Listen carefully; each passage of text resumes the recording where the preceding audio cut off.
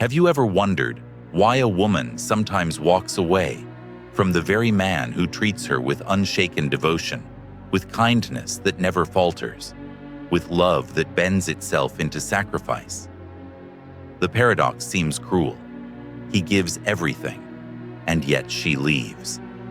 But beneath this enigma lies a deeper current of psychology and timeless philosophy, a truth about desire, tension, and the shadowed recesses of the human soul. In the stillness of her heart, she does not always seek comfort. She seeks fire. And when a man is too good, too endlessly yielding, the flame that once danced begins to suffocate in its own abundance. Jung taught that every soul is driven by the polarity between light and shadow, hunger and restraint.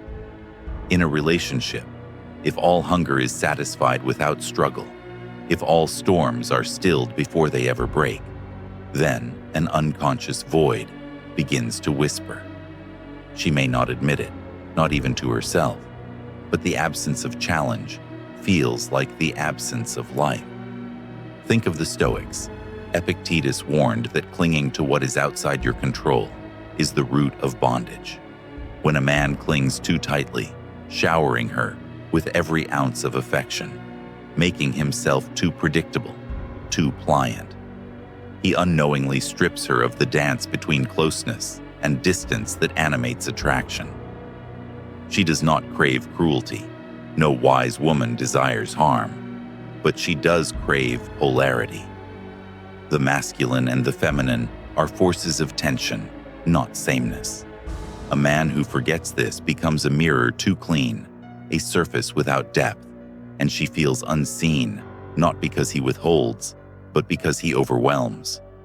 The psychology of women leaving men who are too good is not a rejection of kindness, but of imbalance.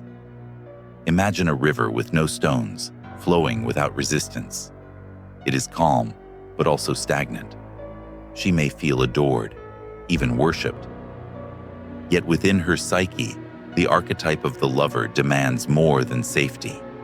She longs for the warrior's spine, for the king's boundary, for the magician's mystery.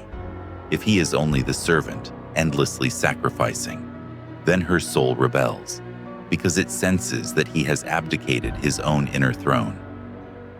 You may see this in yourself or in others. The man who becomes terrified of conflict, who offers apology before offense, who makes her comfort the altar and his own essence, the sacrifice. On the surface, it looks noble. Beneath, it breeds resentment. She sees that he has exiled his own shadow, denied his own wildness, and in doing so has become less than whole. Women do not always articulate this. Often they simply feel it, and in time, the feeling becomes unbearable. Seneca once wrote that fire is the test of gold. A woman wants to see her man tested, not by her cruelty, but by his own steadfastness in the face of life. If he is too pliant, too soft, she wonders whether his love is born of strength or of weakness. Does he choose her, or does he simply need her? The distinction matters, for need is dependency, but choice is power. And every woman yearns to be chosen, not merely clung to. There is also the deeper wound of trauma and modern psychology. Many women have lived through chaos, through fathers absent or lovers unfaithful. Paradoxically, when they finally meet a man who offers peace, their nervous system, conditioned to turbulence, cannot recognize safety as love. They leave not because he is too good, but because goodness feels foreign, almost suffocating. Yet even here, the truth remains. A man who loses himself in being too good does not anchor her. He mirrors her chaos with another kind of imbalance. Instead of polarity, there is dissonance. Instead of strength, there is overcompensation. And you, yes, you who listen now, must understand. Being good is not the problem. Being spineless is. To be kind without strength is not goodness, but self-erasure. A woman does not truly leave because you were good. She leaves because in your goodness, you forgot to be whole. She wanted a man, not a martyr. She wanted a presence, not a shadow of self-sacrifice. She wanted someone who could say yes, with devotion, but also no, with unshaken certainty. So when you hear of women leaving men who are too good, do not mistake it as a punishment for kindness. See it instead as a reminder that the masculine must balance tenderness with tension, affection with boundary, love with self-possession. For without the flame of his own sovereignty, his goodness becomes a gilded cage, and every cage, no matter how golden, will eventually be broken open by a soul that longs for air. The man who becomes too good in the eyes of others often carries within him a wound disguised as virtue.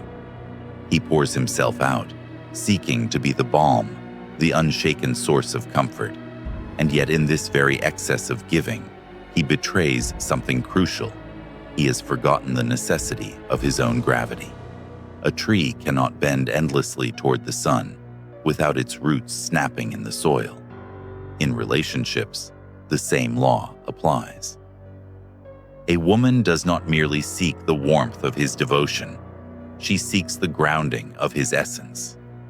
When he gives without boundary, he becomes like water without a vessel, formless, comforting for a moment, but unable to hold shape. From a Stoic lens, this is a failure of alignment with nature. Marcus Aurelius warned against living as though one's purpose was to please others, for in this slavery, the soul erodes. The man who defines his worth by her happiness becomes a prisoner, gilding his chains with gestures of tenderness. She may thank him. She may even smile for a time, but deep inside, she senses his dependence. And dependence is not love. It is hunger cloaked in generosity. In this hidden exchange, he does not say, "I love you." He says, "I cannot exist without you." And the psyche of the feminine, attuned to strength as well as softness, recoils from such need. In Jungian terms, he has denied the shadow, the untamed part of himself that carries aggression, independence, and the raw pulse of life. By banishing it, he imagines he has purified himself into perfect goodness. But what he has truly done is amputate his wholeness. A woman cannot meet only half a man, no matter how gentle that half may be. She desires the totality, the light and the shadow, the tenderness and the fire. When she feels only goodness without depth, she is left alone in the relationship, for he has abandoned his own darkness, and with it, the mystery that gives the masculine its magnetism. You, listening now, may recognize this pattern. Perhaps you have seen men who unravel themselves for a woman's approval, who give gifts they cannot afford, who stifle their opinions to avoid conflict, who apologize before a storm has even begun. They confuse peace with avoidance, devotion with self-erasure, and in this confusion, they believe they are building unshakable love. But love built on fear of loss is no love at all. It is an illusion waiting to collapse. The woman unconsciously feels it. Her heart grows restless, not because he is good, but because his goodness is a mask, hiding his emptiness. She wants to feel the pulse of his sovereignty, the certainty that he exists beyond her gaze. Without it, she feels the unbearable weight of being the center of his fragile world, and no woman wishes to carry that burden forever. Seneca reminds us that true love is not possession, but partnership. A Stoic man, therefore, must practice detachment, not as coldness, but as discipline, to love her without needing her, to give without erasing himself, to honor her presence while still guarding his inner citadel. This is what women silently crave, not endless softness, but balanced strength. When a man can meet her eyes with warmth, yet also turn away to pursue his own path with firmness, she sees not a boy seeking refuge, but a man rooted in his essence. And only then does her feminine nature feel free to surrender into love without fear of collapse. Modern psychology echoes this truth. Studies of attachment reveal that those who smother, who anxiously seek constant validation, create the very distance they fear.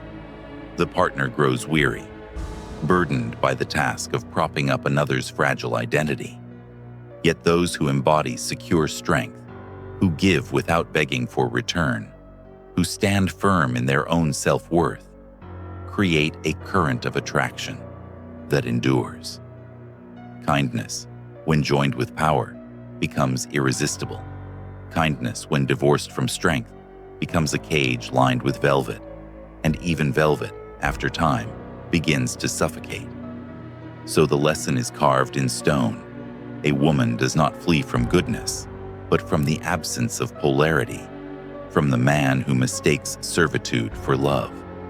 The Stoic knows that the highest form of devotion is born of freedom.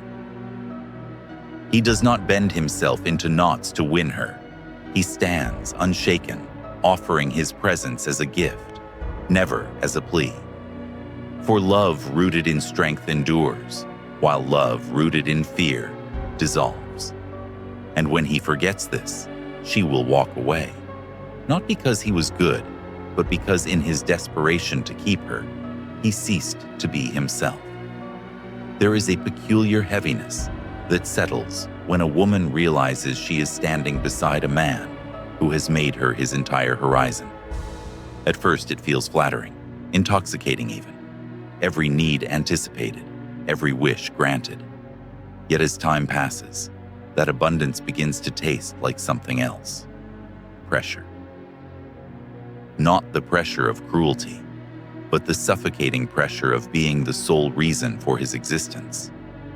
She begins to feel as though she is not loved, but worship. And worship, though grand, is a lonely pedestal to stand upon. The Stoics would have called this imbalance a violation of nature's order. To live only for another is to abandon one's duty to oneself. A man who gives until he has nothing left does not elevate the woman he adores. He burdens her with the weight of sustaining his hollowed-out identity. Marcus Aurelius reminded us that a man's worth is measured by the strength of his own soul, not by the trembling hope that another will complete him. When he forgets this, she does not feel chosen. She feels responsible. And responsibility, masquerading as love, soon breeds fatigue. In Jung's language, the feminine psyche instinctively seeks the wholeness of the masculine. It yearns to meet not a half-formed servant, but a sovereign being whose shadow is intact, whose fire has not been extinguished. A man too good in the narrow sense, forever soft, forever yielding, reveals a fracture. He has disowned his assertive self, exiled the part of him that can say no, that can challenge, that can stand tall, even when affection is withheld. Without this, he is safe but dull, kind but invisible, present yet somehow absent. She leaves not because she desires cruelty, but because she longs for the dangerous aliveness of a man who possesses his full depth. You know this truth, though perhaps it stings. Love that costs nothing soon loses its value. If she can predict your every move, if your devotion requires no courage, if you kneel before her without ever standing for yourself, her unconscious begins to rebel. She feels smothered, not by your affection, but by the lack of oxygen where your own essence should be. She cannot breathe in a love that is all her responsibility and none of yours. For even the tenderest woman desires polarity, the pull of opposites, the dance between certainty and mystery. When that polarity collapses, so does the attraction. Seneca's wisdom applies here. No man is crushed by misfortune unless he has first been deceived by prosperity. In the same way, no relationship is crushed by kindness unless it has first been deceived by imbalance. Goodness without boundary is not prosperity. It is deception. It deceives the giver into believing he is noble while robbing him of dignity. It deceives the receiver into believing she is loved while chaining her to the exhausting role of being his entire universe. What woman could stay in such a prison, no matter how gently it is decorated? From the vantage of modern psychology, this is the fate of the anxiously attached man. He offers more than she asks, apologizes for storms that never arrive, fears abandonment so deeply that he hastens it with his very behavior. His gestures, though sweet, drip with the silent plea, "Do not leave me." And in that plea, she hears not love, but desperation. Desperation is heavy, and the feminine instinct, tuned to survival, resists it. She would rather stand alone than carry the crushing weight of being both lover and savior. So understand this: the man who is truly strong can be good without losing edge, tender without losing backbone. He can offer kindness, yet still stand rooted in his own identity. He can cherish her, but never confuse her existence with the air he breathes. This is what draws her, what keeps her.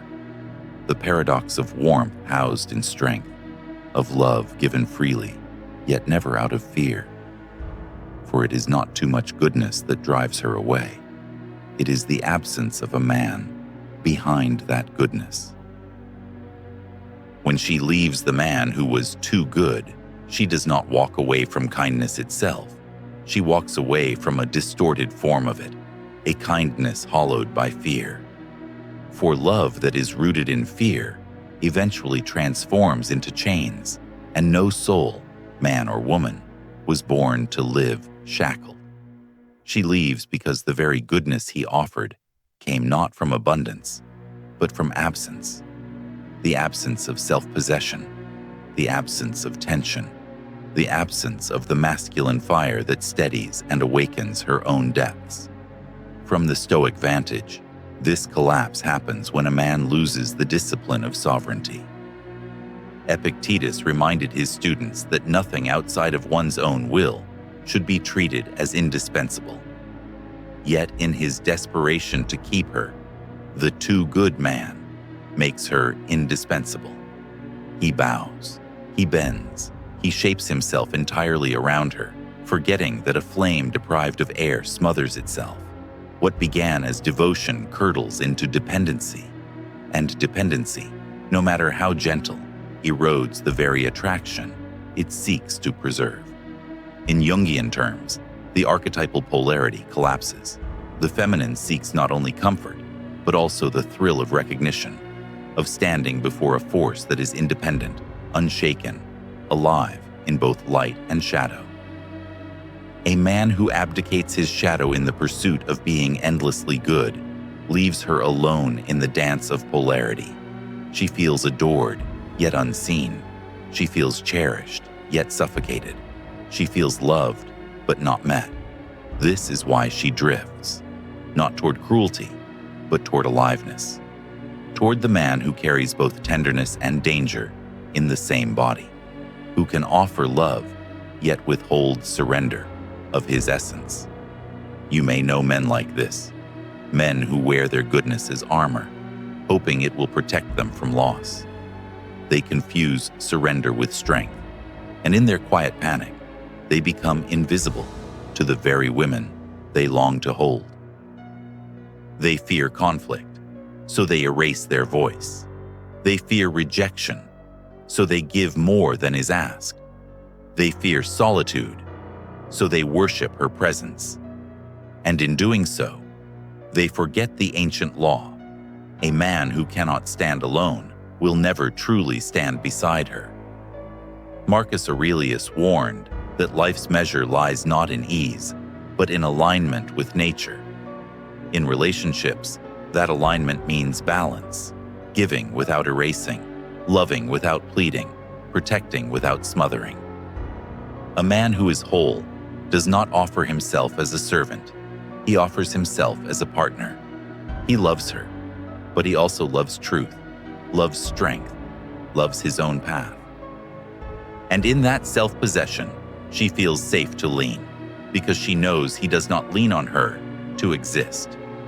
Modern psychology confirms this timeless wisdom. Studies of relational dynamics show that anxious pursuit only intensifies withdrawal.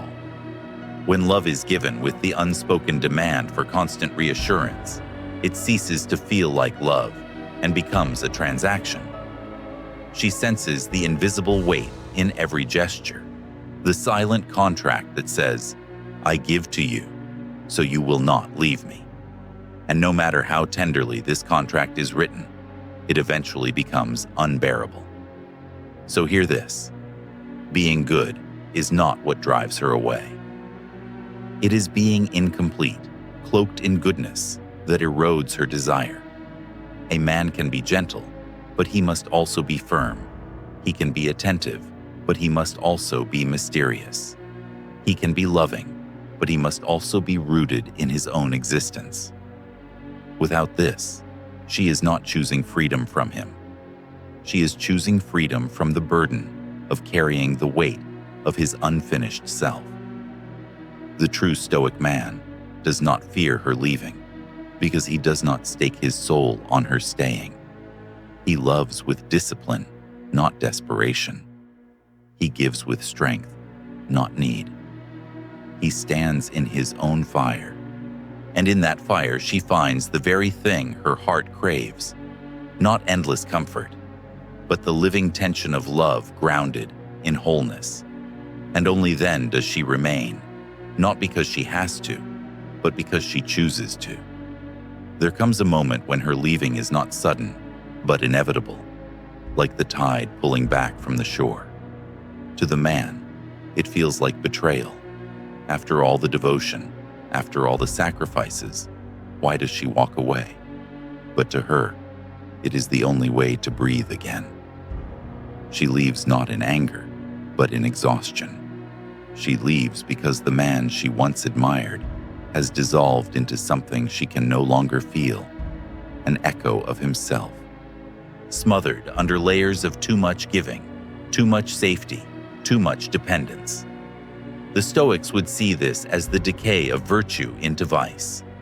What begins as generosity, if ungoverned by reason and self-discipline, becomes a form of weakness. Epictetus taught that virtue lies in moderation, in aligning one's actions with what is truly within one's control. The man who tries to control her affection with endless goodness is not virtuous. He is fearful. He mistakes abundance for strength, when in truth, strength lies in measured restraint. A gift loses its meaning when it is constant and predictable. Love loses its edge when it is never challenged by tension. She leaves because nature demands polarity, and he has erased it. Jungian depth psychology reminds us that the feminine archetype does not long for comfort alone. It longs for encounter. She wants to encounter the lion as much as the lamb, the king as much as the servant. If he refuses to embody his shadow, if he hides his fire in the name of endless politeness, then she feels deprived of the wholeness her soul recognizes. Without that encounter, she feels unseen, as though she is staring at a mask rather than a man. The unconscious cannot be fooled. She knows when he has traded his authenticity for approval, and the psyche punishes what it perceives as inauthentic. Attraction dissolves, affection wanes, love slips silently away. You who listen must understand this. Women do not leave good men. They leave men who abandon themselves under the guise of goodness. They leave men who confuse fear with love, passivity with kindness, weakness with virtue. You may think your endless devotion will bind her to you, but devotion without backbone makes her spirit restless. She craves the paradox, a man who can love her fully, yet remain untamed, who can hold her with tenderness, yet stand unyielding when truth demands it. Without this paradox, she feels she is carrying the weight of both roles, the man and the woman, and her soul grows weary. Marcus Aurelius wrote, "Waste no more time arguing about what a good man should be. Be one. To be good is not to bend until you break. To be good is to live with dignity, to hold your ground, to embody balance." A Stoic man knows that his love is not a bargain for her presence, but an offering born of freedom. He gives not to secure her, but because giving is in harmony with his nature. If she stays, he welcomes it with gratitude. If she leaves, he does not collapse, for he has not mortgaged his soul on her choice. He remains rooted, a man in full possession of himself. From the view of modern psychology, this is the distinction between secure and insecure attachment. The insecure clings, smothers, and apologizes for existing. The secure stands firm, giving love as a choice rather than a desperate necessity. And in that firmness lies the very polarity that keeps her drawn, that keeps the flame alive. Women leave not because goodness repels them, but because insecurity suffocates them. They do not flee from kindness. They flee from the invisible weight of being the only pillar in a man's collapsing identity. So the truth reveals itself, like stone emerging from fog. She does not leave because you were too good. She leaves because in your goodness, you ceased to be whole. She leaves because your devotion cost you your essence, and she could no longer find the man inside the offering. The tragedy is not that you loved her too much, but that you loved yourself too little. A woman leaving a man who has been too good is rarely about the surface story. Beneath the rupture lies a deeper archetypal truth. The feminine cannot thrive when the masculine abdicates his throne. She does not long for cruelty, but for the spark that arises when two sovereign beings meet. When he dissolves himself into endless service, he unknowingly kills the polarity that drew her to him in the first place. His gifts become routine, his softness becomes weight, and his fear of losing her ironically ensures her departure. The Stoics teach that freedom begins with self-command. A man who loses himself in devotion is not free. He is enslaved by his longing. He bends his will to hers, believing that endless accommodation will buy her love. But love cannot be bought. It is born in the space between two whole souls. Marcus Aurelius warned against performing for the eyes of others. The man who is too good does exactly that. He lives in performance, silencing his true self in hopes of keeping her gaze. To her, it feels hollow, and she leaves not in rejection of kindness, but in search of authenticity. Jung would call this a failure of individuation. The man projects his anima, his inner feminine, onto her, worshiping her as the source of his completion. Instead of uniting with his own depths, he seeks them in her. And so she carries a double weight, her own soul and his unfinished self. No woman wishes to be both partner and savior. She desires to meet a man who has walked through his own darkness, who has claimed both his tenderness and his fire, who does not collapse into her as though she were oxygen. In the absence of this, she leaves, not because he was too good, but because his goodness masked a refusal to become whole. Think of the tension that fuels desire. It is the pause between breath, the space between embrace and withdrawal, the mystery of not always knowing. When a man erases all mystery, when he becomes entirely predictable in his offerings, desire suffocates. She begins to feel like a queen in a kingdom without walls, safe but unchallenged, untouched by the awe that only strength can inspire. A love stripped of awe becomes a duty, and duty without passion decays. You who hear these words must see the warning. If you soften yourself into nothingness in order to please her, you will vanish in her eyes. She does not need a servant. She seeks a partner who stands in his own power. She craves a man whose kindness flows from choice, not fear, whose boundaries remind her that his love is not born of weakness, but of strength. To hold her in such a way is not to cling, but to release, trusting that true love cannot be forced, only invited. Modern psychology confirms this ancient wisdom. Secure attachment does not beg, it does not perform, it does not manipulate with overgiving. It loves with open hands, not grasping fists. The anxious man thinks his goodness will bind her, but the secure man knows his wholeness is what truly keeps her drawn. For a woman does not want to feel that she is carrying him. She wants to feel that he can carry himself, and in that strength, carry her too. So understand the paradox. Women do not abandon goodness. They abandon weakness disguised as goodness, fear disguised as devotion, need disguised as love. What keeps them is not endless giving, but wholeness. What draws them is not predictability, but polarity. And what makes them stay is not desperation, but the living flame of a man who loves fully, yet remains unbroken without her. When she finally turns away, it is rarely the dramatic storm the man fears.